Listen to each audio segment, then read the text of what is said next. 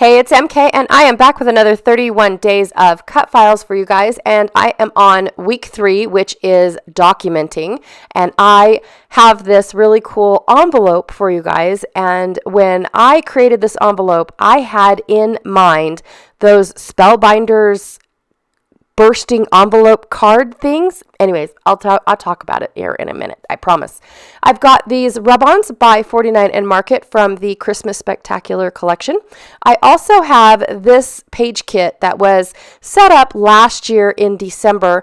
I didn't get around to actually making it, but I pulled out all of the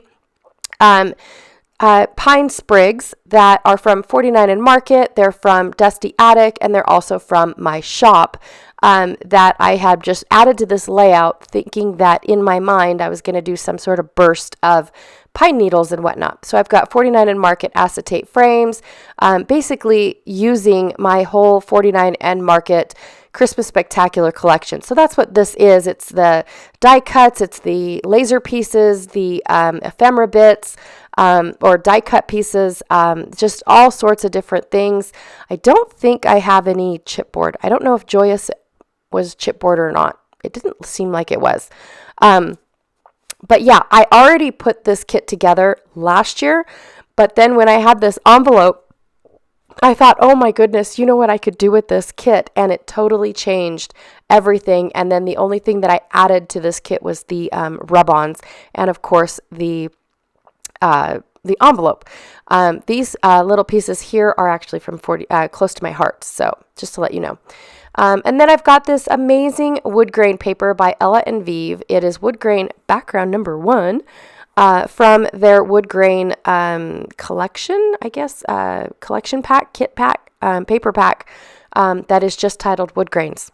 It was a great collection, you guys. Keep an eye out for it. I might have it coming into the shop. Maybe. I don't know. So this is one thing that I forgot was I didn't bring any paper. I didn't pull out any paper to fill up the envelope. Because, like I said, the kit was already put together. So I'm going through my scraps and seeing what I have.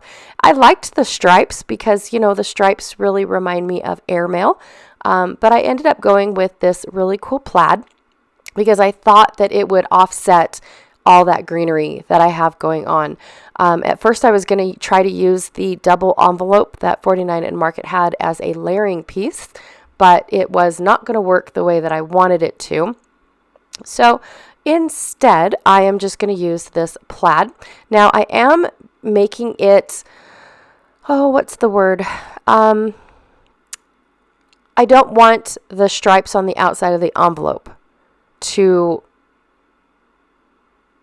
be covered up. I want them to still, like, show white through. Does that make sense? So I did not want to cover them up. So I barely had any gluing surface when it came to gluing this envelope together.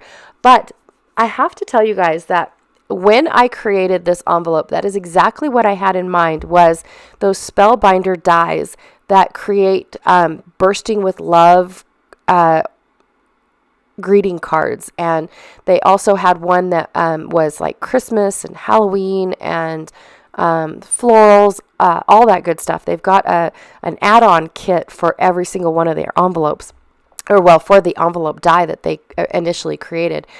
And I thought, you know what, I could do that, but using scrapbook supplies, right? Instead of die cutting all of those pieces, we've got plenty in our stash to be able to do that without needing all those dies and things like that. And, you know, and of course I didn't want to buy the die envelope, right, when I can create my own. So I'm going to go ahead and see if I cannot make that work. Now, one of the things I'm doing here is measuring to make sure that I can get this frame to go, well, to get my photo inside the frame. And when they are off ever so slightly, it's really hard, really hard to get that measurement. Excuse me. So, I do have to say that it's one of those things where how do you measure between the lines, right? So it's like I don't know. When they make the acetate pieces, can you guys please put like real numbers inside there. Don't put half a number.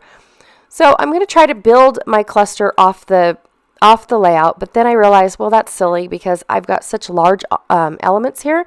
So I really do need to figure out, size-wise, how it all fits on the whole layout. I'm also going to be using this very large green rub-on, and then I'm going to pick out a couple more smaller of the green rub-ons. Now, I don't know how I'm going to use the smaller ones just yet. I don't even know how I'm going to use the big one. But I've got an idea in mind, right? So this is just a photo of us walking the train yard in December when we were waiting for the Polar Express to arrive. We were able to walk, just freely walk the train yard and go and check out all the different outbuildings, go and check out the museum upstairs. We just had a couple hours to kill, and that's all we did was just walk the train yard and see all the cool things. And I'm impressed with how many trains this museum, which is a living museum, you guys, it is not just a train museum where you get to go sit and see a train sitting on tracks and not doing anything. These trains are all maintained. They all operate. They all go places. So they call it a living museum. And it is in the original train station in Ely, Nevada.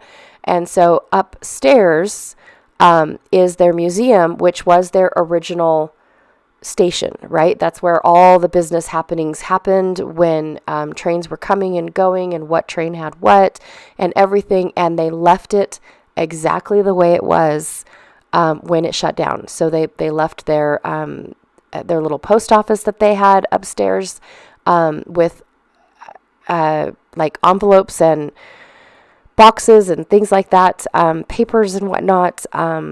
They left ledger papers. They left the office spaces. I mean, obviously the documents that came and went through are not there, but the majority of the supplies needed to run the business are there. The old typewriter, the what's that machine called? It's not a telegraph. Maybe it is a telegraph. Yeah, I think it's a telegraph machine is still there. Just all sorts of things.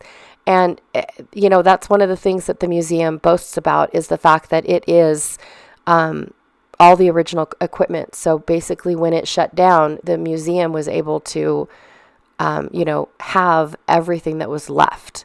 All the way to the super old desks. You guys know those desks. They're all made out of metal. They weigh a ton. Nobody wanted to move them. And so all the desks were there. They just put up little barriers so you can't go in and touch the things. But it's like as you walk through each of the rooms, there's a barrier and a timeline, and you can go through and read the timeline and then look up and look at, how the station was once set up. And I don't know, it's almost like you can envision how it went, how it used to be. I don't know.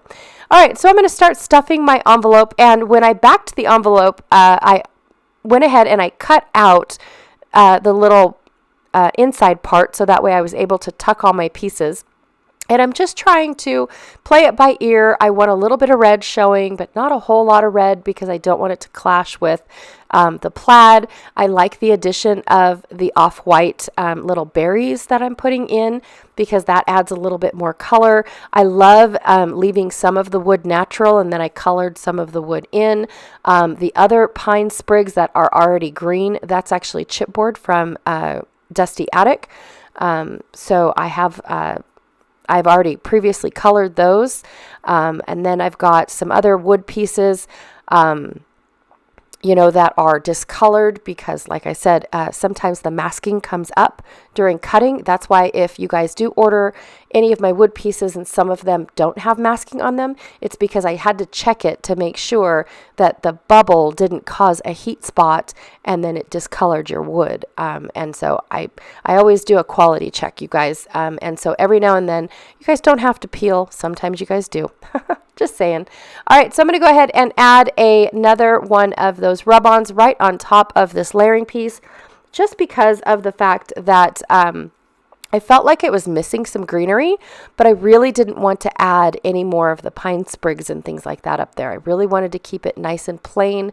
And I feel like that, oh, what's it called? I feel like that rub-on definitely added interest without adding any more bulk to this layout. It did end up becoming a very heavy layout, not gonna lie. But this Ella and Vive paper is, how do I say it, is 49 in market quality, you guys. It is very thick paper. It is gorgeous paper. And I mean, their distress on their wood grains is fabulous.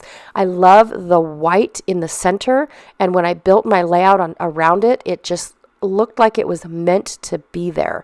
And I did that without even realizing that that's what I was doing, in all honesty.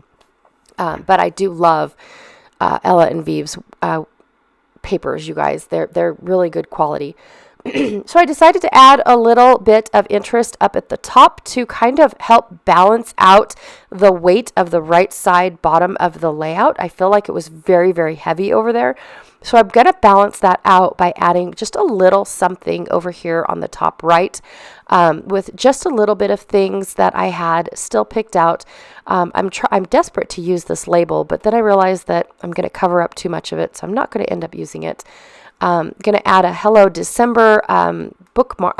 What is that? A book label? I think that's a plate.